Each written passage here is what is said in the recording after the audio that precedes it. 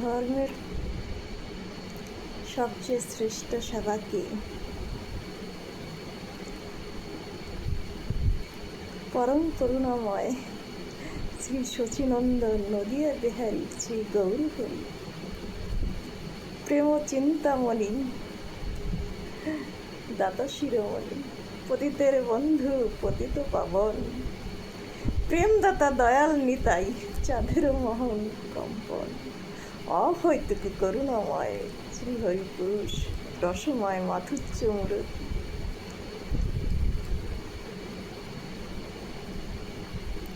আজকে ধর্মের সবচেয়ে শ্রেষ্ঠ সেবাকে একটু আলোচনা করব। তবে আরম্ভ বলি, প্রিয় বৈষ্ণব জন, সাধুজন, মোহনজন, সুধীজন, আমাদের দেহকে পাপ পুণ্যময়। পুণ্যের ফল যদি জাগতিক সুখ হয়, তবে পাপের ফল দুঃখ। এই পাপ পুণ্যময় সুখ দুঃখময় আমাদের এই দেহ। কিন্তু মানুষ যদি সাবধান হয়, সাবধান করা হয়,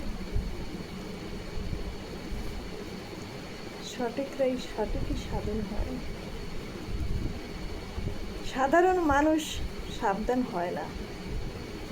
আমার মতো অজ্ঞান মূর্খ জীব সতর্ক বা সাবধান তো হয়ই না।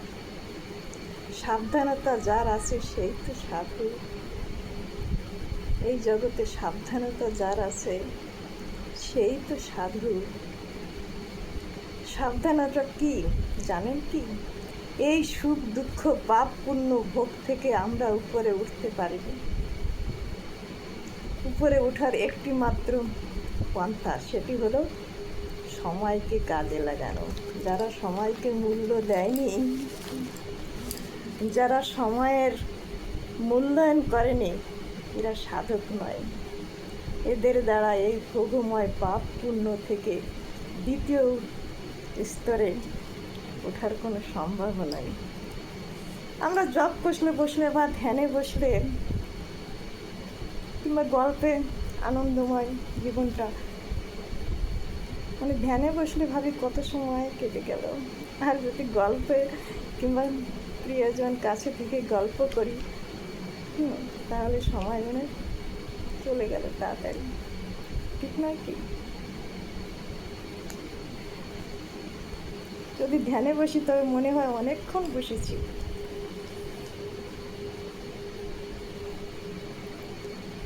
দীর্ঘ সময় হয়ে যায়। কিন্তু প্রিয়জন পাশে গেলে সময় আর ঠিক থাকে না। সময় আমাদের তৃতীয় স্তরে উঠতে পারে দেয় না। কিন্তু দুঃখ থেকে পাপ পুণ্য যখন আছে, তবে সুখ দুঃখ আছে। কারণ ভোগ নিয়েই তো পাপ পুণ্য ভোগ হয়। পাপ পুণ্য ভুগি জানেন আমরা কি? রাজপ্রাসাদে বসেও ও বৈভবের মধ্যে সুখ অনুভব করছে, আর বস্তিতে খাদ্যহীন যারা, বস্ত্রহীন যারা, চিকিৎসাহীন একজন নিদারুণ দুঃখ ভোগ করছে। আসলে এর জন্যে আমার গোবিন্দ দায়ী নয়।